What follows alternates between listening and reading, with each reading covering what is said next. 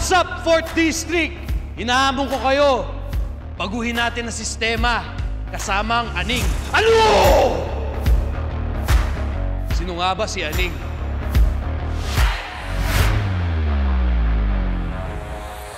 Sa kaalaman ng bawat isa, ang ating lingkod bayan, Andres Santos. Isang mabuting ehemplo sa bawat Marileño. Simula nung bata ko, nakilala ko si Sir Andres Santos sa pagtulong sa lola ko. Dahil concerned siya primarily sa kalusugan ng mga senior citizen para maopera ang mga may problema sa paningin. Siya po yung nagpanukala ng libreng sine doon po sa Marilao ng mga senior citizen. Nagiging inspirasyon sa mga kabataan at sa mga mamamayang Marileño. Siya ang boses ng kabataan. At kilalang kilala po siya sa mga kabataan dahil sa kanyang mga paliga. Sa bawat kabataan, katulad na sa akin, pasok sa scholar dahil sa kanya. Vice Mayor pa lang po siya. Napakadali po niyang lapitan at matulungin po siya, lalo na sa katulad naming mahihirap. Siya ang aming nilapitan noong kasalukuyan ng pandemic na namatay yung mister ko. Siya ay naging #1 kagawad sa Poblasyon 2. Doon niya hinubog ang mga kabataan sa pamagitan ng itinayo niyang Marilao Youth Club. Isa po ako sa nabigyan ng trabaho ni Andres Santos. Siya ang tanging maasahan ng taong bayan. Sana'y mabago ang sistema. Yo, what's up, 4th District? I am Kiko Matos at kasama natin si Aning ng Norte, Andres Santos. Aning! Kiko, magandang araw sa'yo. Magandang araw rin sa'yo. Masaya akong muling makasama ka at makaharap at makapanayam. Ganun din ako. Meron akong mga hinandang mga tanong para sa'yo. Handa ka na ba? Nakakatakot kang magtanong eh. Si Baron Geisler, napaatras mo, tsaka si Rendon Labador eh. Pero... Wag tayo doon. Dito tayo. Okay, basta para sa 4th District, laban ako dyan, kakasa ako dyan. Pero ano muna tayo ngayon? Real talk lang muna tayo ngayon. Mamaya na yung trash talk. Okay, sa real talk. Aning, ano ang bagong sistema? Kiko, ang bagong sistema ay isang advokasya na kaloob ng Diyos na ang layunin ay maging patas ang pamahalaan para sa mamamayan. Paano mo nasabi na ito ay pinagkaloob sa iyo ng Diyos? Actually, Kiko, nagising na lang ako bigla sa pagkakadapa. Wala akong binasang libro, walang nagturo nito, wala akong nakausap na kahit sino. Biglang nasa isip ko na lang, nasa puso ko, naniniwala ako, ginamit tayo ng Panginoon, pinid sa isip natin ng Diyos, siguro dahil na rin sa mga karanasan na pinagdaanan ko, na palaging hindi patas yung nangyayari sa pamahalaan, sa mamamayan, sa bansa, sa mundo. Madalas makikita natin, mga tiga 4th District, madalas yung nanunungkulan ang palaging masarap ang buhay, maginhawa ang buhay. Nakakalungkot, palaging maralita, yung nasa ibaba, sila yung palaging naghihikaw sa buhay. Kaya masakit sa pakiramdam, masakit para sa akin. Sabi ko, ito na yung panahon. Ipapatas ko ang pamahalaan para sa mamamayan, para sa mga tiga 4th District. Ang tanong, paano mo babaguhin? Kiko, ang kailangan lang 3 bagay. Una, leader na hindi hangad ang kapangyarihan. Kung maglilingkod ka lang, hindi mo kailangan makapangyarihan ka. Puso lamang ang kailangan para maglingkod, hindi kailangan ng kapangyarihan. Pangalawa, leader na hindi hangad ang kayamanan. Kung ikaw halimbawa ay isang kandidato sa halalan, hindi mo kailangan gumastos ng milyon, hindi mo kailangan gumastos ng bilyon, para lamang maglingkod. Ang gagastos ng bilyon ay sigurado ko babawiin sa kaban. Ang gagastos ng milyon-milyon, sigurado ko korap sa pamahalaan. Pangatlo, leader na hindi naghahangad ng kasikatan. Maglilingkod ka lang eh, hindi mo kailangang sikat ka. Gusto mo palang sikat ka, dapat sa GMA ang punta. Gusto mo palang magpasikat, sa Showtime ang punta. Paglilingkod lang kami, ba't kailangan ng tarpaulin sa kalsada? 4th District, panoorin po ninyo ito. Kauna-unahang congressman, hindi gagastos kahit piso hindi maglalagay ng litrato sa kalsada. Bakit? Hindi po ako mag-aartista eh. Bagamat ako po ang pinakapoging kandidatong congressman ngayon. Pero kailanman ay hindi nyo po makikita ang litrato ko sa kalsada para po baguhin ang sistema. Medyo matapang yung ano mo yung strategy mo Medyo kakaiba. Kasi syempre, gusto mo malagay muna yung pangangailangan ng mga constituents mo bago ang sarili. Ang tanong, may kumpiyansa ka ba? Kaya mo bang manalo nang walang ginagamit na makinerya? Sabi ko nga, ito ay kalooban ng Diyos. At nang nangyari sa amin, sa buong team, sa bagong sistema advocate, naniniwala ako, kinaloob ng Diyos. Bakit? Sa totoo, para sa mga kababayan ko sa Marilao, alam nila to. Kung ako ay nag-vice mayor sa aming bayan sa Marilao o nagkonsehal sa bayan namin, natutulog ako, automatic vice mayor na ako. Konsehal na ako agad. Isang hamon to na tinanggap na kinaloob ng Diyos. Pinagkatiwalaan tayo ng punong lalawigan, Daniel Fernando. Sabi ko, Diyos ang bahala sa laban na to. Naniniwala ako, hindi kami pababayaan. Wala kaming pera, wala kaming machinery. Itong shoot na to, sponsor pa to. Walang gagastusin dito. So, sabi ko, lahat ay binibigay sa amin ng Diyos. Kiko. Huling tanong dito sa Real Talk. Pwede mo nga ilarawan kung paano mo babaguhin itong sistema. Okay. Tingnan mo to. Nung bata tayo, mahilig tayo sa matching type. Di ba? Maalala mo yung, halimbawa, dog is for cage. Di ba? Bird is for nest. Spider is for web. Thief is for jail. How about the congressman? Do they belong to? Ang sagot dapat doon, House of Congress muna. House of Congress muna. Pero yung bata, pati si Kiko, ang sagot ng bata mas tama, Congressman is also for jail. Bakit? Karamihan po kasi gumastos, nagpasikat. Kasunod, magnanakaw sa kaban. Brother Kiko, pag ako nanumpa sa House of Congress, nang tayo'y congressman na, di ba dapat ang suot pagka nag-oath taking is yung formal attire, barong. Pero ako hindi ako magbabarong. Ang isusuot ko, alam mo kung ano? Yung prisoner shirt, yung pang preso, yung kulay orange, yung may letter P. Bakit? Ito nga, pagka tinanong mo ako, di ba, sasabihin niya, lahat ng congressmen, nakabarong, manunumpa. Ako naman, ang tanong ko ngayon, Kiko, kasi ako, para sa pananaw ko, at nagtataka ako dun sa mga congressmen, magnanakaw lang, nakabarong pa. Magnanakaw lang, kailangan mo pang formal ka.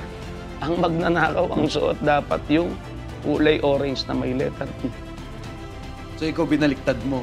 Diba? Parang pinakikita ko lang na inaakma ko lang yung kung saan nababagay. Ibig mo sabihin, yung iba nakabarong para lang magnakaw.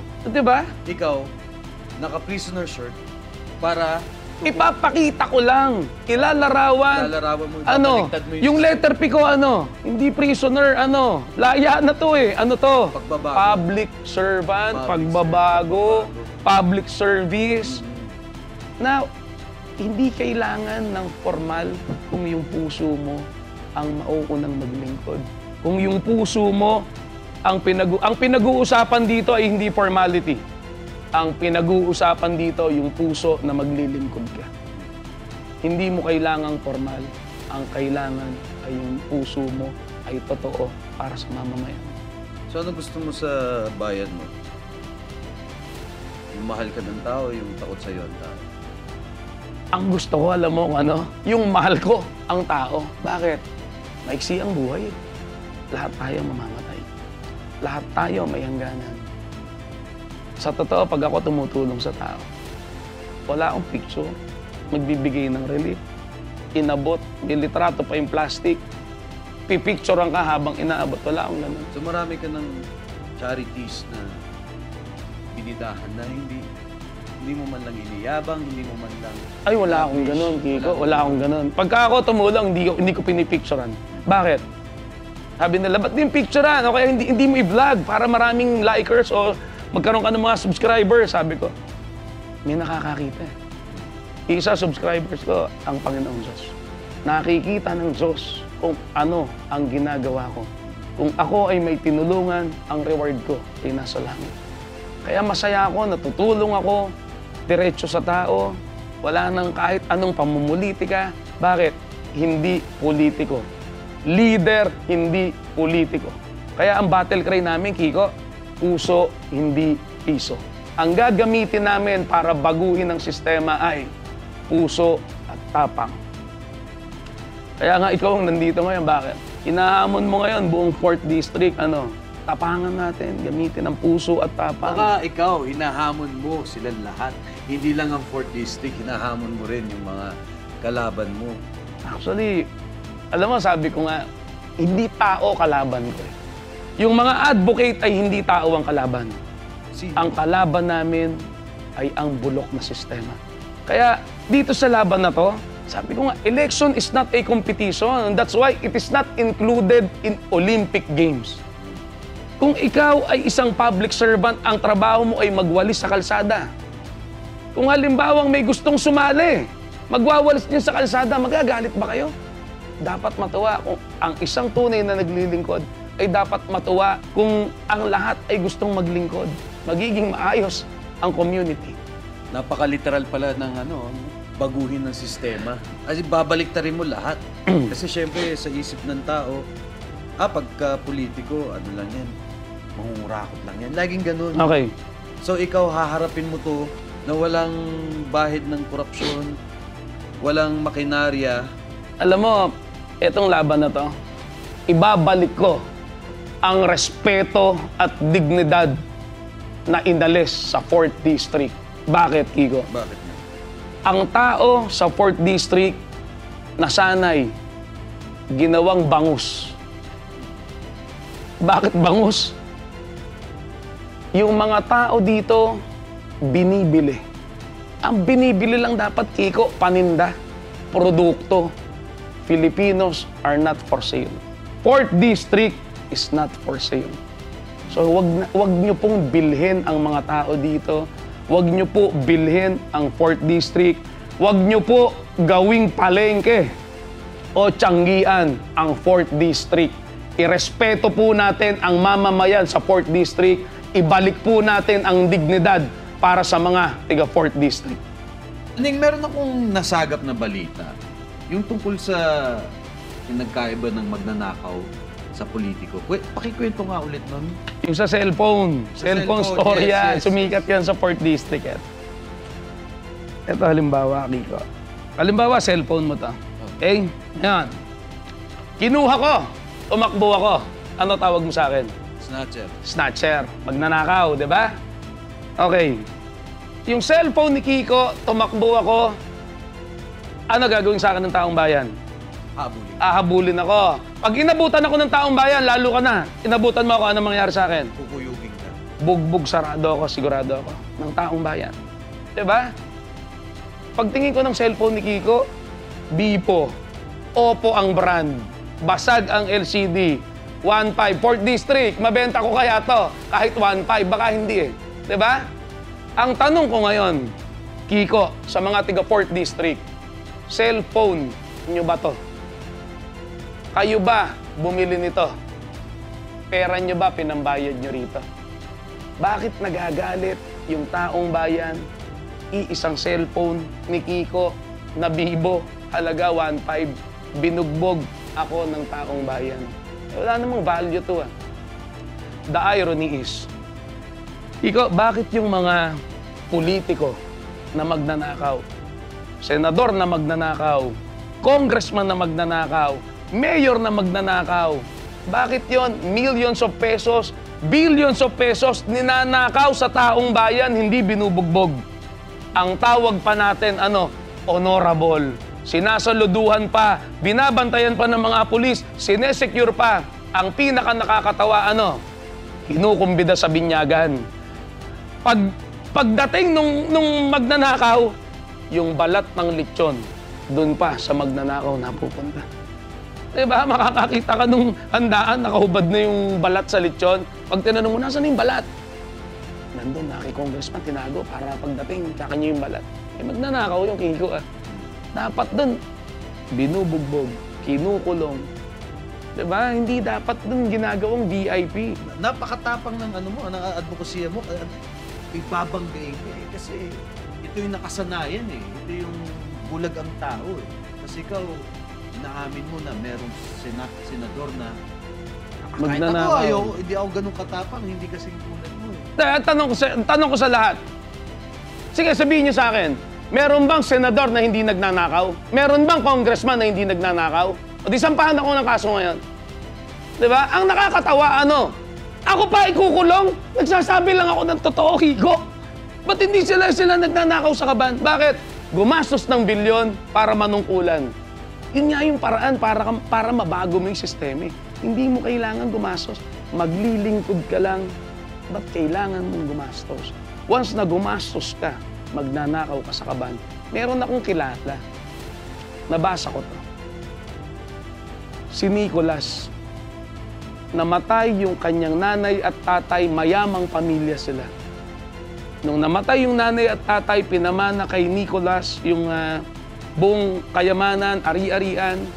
Si Nicolas ngayon, yung pera niya, pinambili niya ng candy, laruan, regalo, pinamigay sa mga bata. Nung namatay siya, na-ordain ng Santo Papa. Ang pangalan niya ngayon, Santa Claus. Diba? Si Saint Nicholas yun. So, kung yung mga senador, congressman, nagbigay ng pera, hindi binawi, tingin ko dapat i-ordain ng Santo Papa yun. Diba? Dapat, o kaya bayani dapat yun. Pinagtatayo ng rebulto yung Kiko. Isipin mo, nagbigay ka milyon-milyon, di mo babawiin sa kaban? Bihira yan. Wala pa akong nakitang ganun. O kung meron, hablan nyo ako. Baka ikaw yung mauna. Binabago ko nga lang yung sistema eh. Wala, gusto ko lang maging patas ang pamahalaan sa mamamayan. Yung pera ng taong bayan ay ibalik sa mamamayan. Yung pera ng 4th District ay dapat sa 4th District. Sa bagong sistema, walang SOP. Sa bagong sistema, walang baha, walang traffic. Ipapatas ang pamahalaan para sa mamamayan. Baguhin ang sistema, walang iwanan tayo'y babangon, puso sa unahan daw.